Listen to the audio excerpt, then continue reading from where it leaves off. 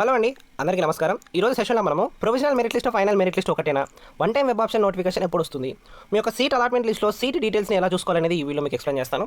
అలాగే మన channel videos కింద చాలామంది వెరిఫికేషన్ ఆఫీసర్స్ సంబంధించిన డౌట్స్ అయితే అడిగారు. వాటిని కూడా ఇప్పుడు నేను క్లియర్ చేయడానికి అయితే ట్రై చేస్తాను. మన ఛానల్ కొత్తగా వస్తే సబ్స్క్రైబ్ చేసుకోండి. కౌన్సిలింగ్ రిలేటెడ్ వీడియోస్ మన ఛానల్లో డే టు డే అయితే పోస్ట్ చేస్తారు.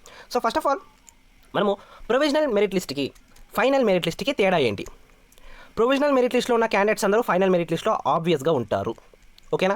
సో ప్రొవిజనల్ మెరిట్ లిస్ట్లో ఉండేది ఎవరు? ఫస్ట్ ఆఫ్ ఆల్ ఎవరు ఉంటారంటే, ఎవరైతే రీఅప్లోడ్ చేయకుండా కరెక్ట్ డాక్యుమెంట్స్ని కరెక్ట్గా సబ్మిట్ చేసింటారో, రీఅప్లోడ్ చేయకుండా కరెక్ట్ డాక్యుమెంట్స్ని ఫస్ట్ టైం అప్లికేషన్ చేసేటప్పుడే సబ్మిట్ చేసింటారో వాళ్ళు ఆటోమేటిక్గా ఫైనల్ మెరిట్ లిస్ట్లోకి వచ్చేస్తారు. ఓకేనా? First thing. నెక్స్ట్ థింగ్ ఏంటంటే, ప్రొవిజనల్ మెరిట్ లిస్ట్లో ఉండనిది ఎవరు? అసలు ప్రొవిజనల్ మెరిట్ లిస్ట్లో లేరు అని చెప్పడానికి రీజన్స్ ఏంటి చెప్తాను. ఫస్ట్ థింగ్ వచ్చేసి, రీఅప్లోడ్ అయినా చేసిండాలి, డాక్యుమెంట్స్ని రీఅప్లోడ్ అయినా చేసిండాలి, లేదా వాళ్ళు మన యొక్క ఎన్సీసీ అయినా, లేకపోతే మనకు ఏదైతే క్యాప్ కేటగిరీ ఉంటుందో చూడండి వాళ్ళైనా, లేకపోతే పీడబ్ల్యూ క్యాండిడేట్స్ అయినా, వీళ్ళైనా అయి ఉండాలి. ఒకవేళ ప్రొవిజనల్ మెరిట్ లిస్ట్లో లేరు అనుకుంటే. సో ఫైనల్ లిస్టులో ఎవరు ఉంటారు అంటే, ఎవరైతే రీఅప్లోడ్ చేయకుండా ఉండింటారో, ఫస్ట్ టైమే అప్లికేషన్స్ కరెక్ట్గా సబ్మిట్ చేసి ఉండింటారో వాళ్ళు ఉంటారు ఆబ్వియస్గా. ఎవరైతే రీఅప్లోడ్ చేసి కరెక్ట్గా పెట్టింటారో వాళ్ళు ఉంటారు.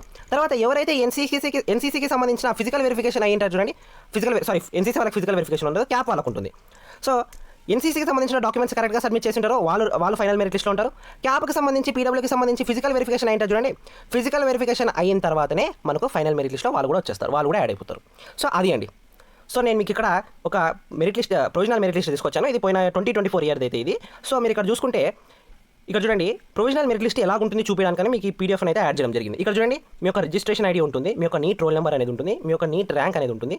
సో అలాగే మీ యొక్క నీట్ స్కోర్. ఇక్కడ నీట్ ర్యాంక్ అంటే ఏంటి? ఆల్ ఇండియా ర్యాంక్ అండి. ఇది ఆల్ ఇండియా ర్యాంక్. ఓకేనా?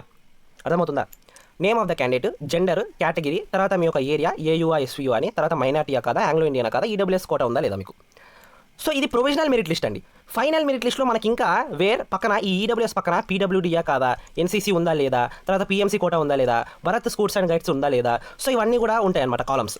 ఓకేనా? సో ఇది ప్రొవిజనల్ మెరిట్ లిస్ట్ మాత్రమే. రైట్. సో ప్రొవిజనల్ మెరిట్ లిస్ట్లో మీ యొక్క కేటగిరీ, మీ యొక్క ర్యాంక్ అంతా కూడా తెలిసిపోతుంది. ఆబ్వియస్గా ఒకవేళ ప్రొవిజనల్ మెరిట్ లిస్టే దాదాపుగా ఫైనల్ మెరిట్ లిస్ట్ అయి ఉండొచ్చు, కానీ 1 or 2 చేంజెస్ అయితే జరుగుతాయి. అంటే ఫర్ ఎగ్జాంపుల్గా ఒక మెరిట్ ఉన్న క్యాండిడేట్ ప్రొవిజనల్ మెరిట్ లిస్ట్లో లేడు, కానీ ఫైనల్ మెరిట్ లిస్ట్లో వచ్చేసాడు. ఎందుకంటే ఆయన రీఅప్లోడ్ చేసేస్తాడు డాక్యుమెంట్స్ ఏవైతే ఆయన తప్పుగా పెట్టింటాడో, ఆయన రీఅప్లోడ్ చేసేందుకు ఫైనల్ మెరిట్ లిస్ట్లో వచ్చేసింటారు. కాబట్టి మీ యొక్క ర్యాంక్ అనేది చేంజ్ అవ్వచ్చు. ర్యాంక్ ఎంత? 1 or 2, అంటే ఒక 1 to 2 పొజిషన్స్ అటు ఇటు అవ్వచ్చు. ఓకేనా? Right. So provisional merit list, final merit list గురించి అది. నెక్స్ట్ మనం చూసుకుంటే one time web options notification ఎప్పుడు వస్తుంది? One time web option notification మీకు ఫైనల్ మెరిట్ లిస్ట్ ఎప్పుడైతే ఇచ్చింటాడో, ఈ ఫైనల్ మెరిట్ లిస్ట్ తర్వాతనే మనకు నోటిఫికేషన్ అనేది వస్తుంది. నోటిఫికేషన్ సర్టెన్ టైంలోనే వీడు రిలీజ్ చేస్తాడు. సర్టెన్ డేట్ నుంచి సర్టెన్ డేట్ వరకు ఈ మధ్యలోనే మీరు వెబ్ ఆప్షన్స్ పెట్టుకోవాలి, దాని తర్వాత వెబ్ ఆప్షన్ క్లోజ్ అవుతుంది అని వీడు అలర్ట్ చేస్తాడు, నోటిఫికేషన్ ఇస్తాడు. సో నోటిఫికేషన్ ఒకటే ఇస్తాడంటే లేదు, మనకు మెసేజ్ కూడా పంపిస్తాడు, మనకు ఈమెయిల్ కూడా చేస్తాడు, వెబ్ ఆప్షన్స్ ఎనేబుల్ అయినా పెట్టుకోండి అని. ఓకేనా? వెబ్ ఆప్షన్స్ ఎలా పెట్టుకోవాలి అనే దాని గురించి నేను మన ఛానల్లో వీడియో చేశాను, మీకు ఒకవేళ ఇంట్రెస్ట్ ఉంటే వెళ్ళి చూడండి. సో దాదాపుగా 34 or 35 కాలేజెస్ ఉన్నాయని మన యొక్క ఏపీ స్టేట్లో. దాదాపుగా అందరూ కూడా womens, including Padmavati womens medical college పెట్టుకోవాల్సి ఉంటుంది. అండ్ దాదాపుగా అందరూ కూడా మైనారిటీ కాలేజెస్ని కూడా వెబ్ ఆప్షన్స్లో పెట్టుకోమని మనకు నోటిఫికేషన్లో ఇస్తాడు. ఇంక్లూడింగ్ మైనారిటీ కాలేజ్ కూడా మీరు పెట్టుకోండి వెబ్ ఆప్షన్స్లోని. ఎందుకు సార్ మాకు వెబ్ ఆప్షన్స్లో మైనారిటీ కాలేజ్ పెట్టుకోవాలి, ఎట్లనో సీట్ రాదు కదా, మైనారిటీ క్యాండిడేట్స్ కదా అంటే, in case if minority list అనేది ఎగ్జాస్ట్ అయింది అనుకోండి, అప్పుడు నాన్ మైనారిటీ పరంగా అవి ఓసీ సీట్స్గా మారి మెరిట్ పరంగా ఇస్తాడు సీట్లు. ఓకేనా? మెరిట్ పరంగా ఇస్తాడు సీట్లు.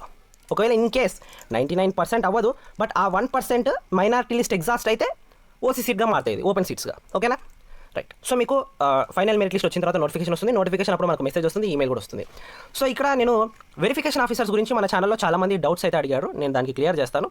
So first of all first చాలామంది స్టూడెంట్స్కి, సార్ నాకు ఇంకా అప్లికేషన్ సబ్మిటెడ్ అనే వస్తుంది, నాకు ఇంకా VO1 అనే అప్రూవల్ రాలేదు అంటే, వెయిట్ చేయండి. నేను మీకు అదే చెప్తున్నా, వెయిట్ చేయండి. వెరిఫికేషన్ ఆఫీసర్స్ ఇంకా చెక్ చేస్తున్నారు, అప్లికేషన్స్ ఎక్కువగా ఉంటాయి, కాబట్టి వెయిట్ చేయండి, డోంట్ వరీ. ఓకేనా? నెక్స్ట్ సెకండ్ థింగ్, సార్ మేము రీఅప్లోడ్ చేసాము డాక్యుమెంట్స్ని, మాకు ఈమెయిల్లో మాకు వెరిఫికేషన్ సక్సెస్ఫుల్ అని రాలేదు అని అడుగుతున్నారు. వెరిఫికేషన్ సక్సెస్ఫుల్ అని ఈమెయిల్లో ఎప్పుడు వస్తుందంటే, వెరిఫికేషన్ ఆఫీసర్ 2 అప్రూవ్ అయిన తర్వాత వస్తుందండి ఈమెయిల్లో వెరిఫికేషన్ సక్సెస్ఫుల్ అని. వెరిఫికేషన్ ఆఫీసర్ 1 అప్రూవ్ చేసినంత మాత్రాన మనకు ఈమెయిల్ రాదు. ఓకేనా? VO2 అప్రూవ్ చేసినప్పుడు మాత్రమే మనకు ఈమెయిల్ అనేది వస్తుంది. ఓకే? సో ఇది గుర్తుపెట్టుకోండి.